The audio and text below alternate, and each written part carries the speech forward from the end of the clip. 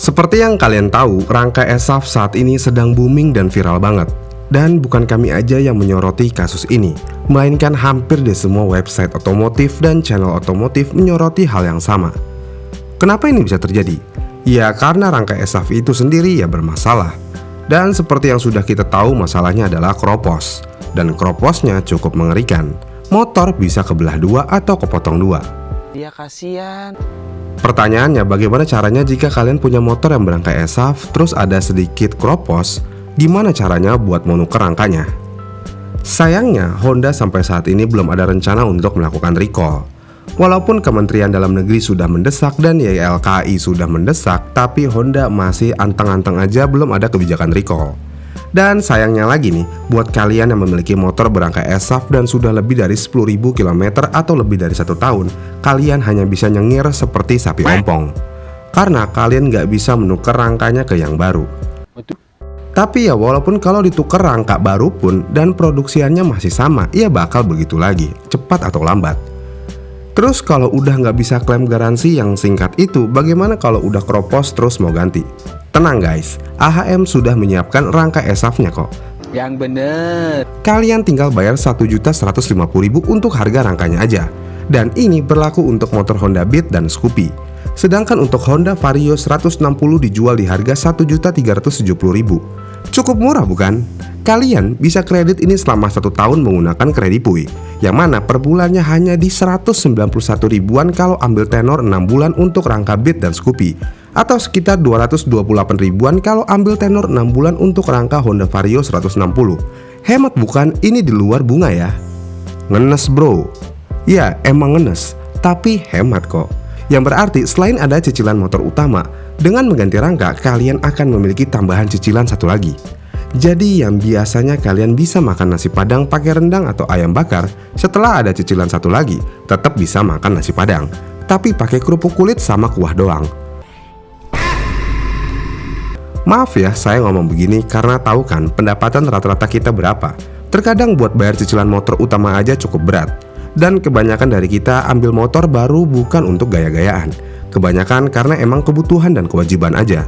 Jadi mohon maaf mungkin saya agak kasar kasih contohnya, tapi itulah yang terjadi di lapangan. Kemudian jika kalian memang terpaksa harus beli rangka, saya akan memberitahu kode rangkanya nih. Untuk Honda Beat menggunakan rangka yang bernomor ini. Kemudian untuk Scoopy kodenya yang ini. Kemudian untuk Honda Vario 160 kodenya yang ini.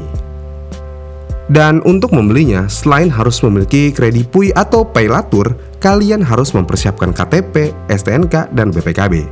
Tapi kalau kalian masih ada cicilan dan BPKB masih ditahan, kalian harus menyertakan informasi kreditannya. Ya, tapi semoga kalian tidak mengalami hal ini ya. Soalnya cukup disayangkan. Kemudian untuk mencari tahu lebih dalam permasalahan garansi ini, saya menemukan hal yang mengejutkan lagi di website gridauto.com. Dilansir dari websitenya, jika kalian tinggal di pesisir pantai, kalian gak akan bisa klaim garansi rangka ESAF yang kropos. Waduh, mind blowing sekali berita ini. Dari website Grid Auto, anggapan itu mengemukakan karena air laut bersifat korosif dan jadi penyebab munculnya karat dan kropos. Dan untuk menindaki lebih lanjut, tim gridauto.com menanyakan hal ini kepada perwakilan dari AHM ketika acara klarifikasi rangka ESAF yang kropos. Pihak AHM menjawab, kami lihat dahulu case per case-nya ya. Pihak AHM mengklaim masih harus melihat dulu apa penyebab utama rangka motor karat dan kropos. Kalau kesalahan didapati dari produksi maka bisa klaim garansi. Sedangkan jika kesalahan pemilik tidak bisa klaim garansi. Wadaw, ngeri banget ya. Kemudian pihak AHM pun menambahkan, secara umum memang rangka berkarat disebabkan oleh oksidasi, uap air dan faktor air garam. Namun logam yang terbuka tanpa lapisan antioksidan berarti logam tersebut berpotensi terekspos. Sifat alamiah logam kalau ketemu uap apalagi yang mengandung garam atau natrium klorid kalau terbuka itu korosif. Tapi selama ada lapisan cat, lapisan silikat rangka akan terlindungi. Boleh nggak sih saya kasih kompilasi meme ketawa selama 30 detik? Boleh ya?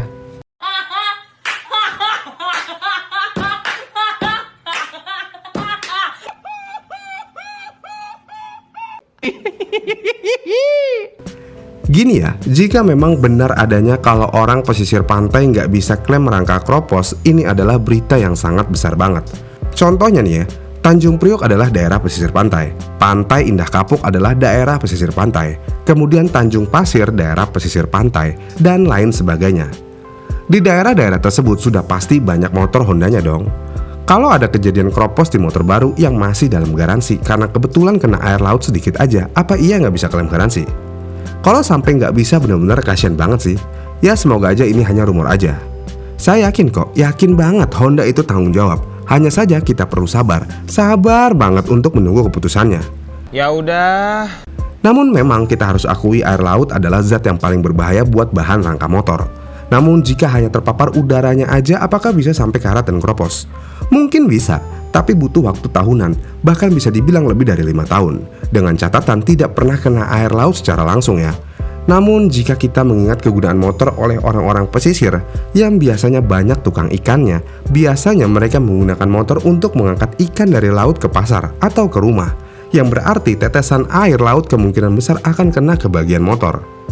Kemudian namanya juga motor kasar kan ya, yang digunakan untuk usaha. Biasanya jarang dicuci atau dilap bagian bodinya, apalagi bagian rangkanya. Boro-boro dilap, ditengok aja kadang-kadang enggak. Kenapa bisa secuek itu?